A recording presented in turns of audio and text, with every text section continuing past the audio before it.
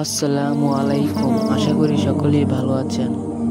আজকে আপনাদেরকে একটি গুরুত্বপূর্ণ হাদিস জানাবো যে তিনজন ব্যক্তিকে সাহায্য করা আল্লাহর কাছে কর্তব্য হয়ে যায়।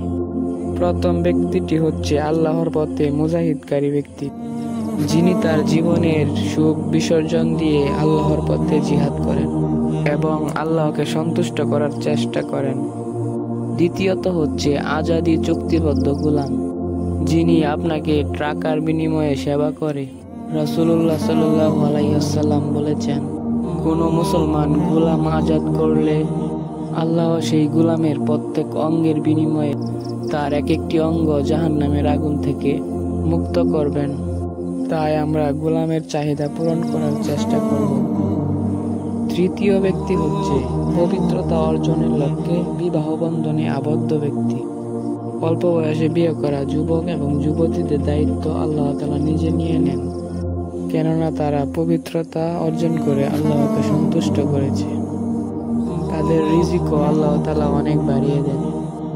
আল্লাহ আমাদের এরূপ কাজ করার তৌফিক দান করুন।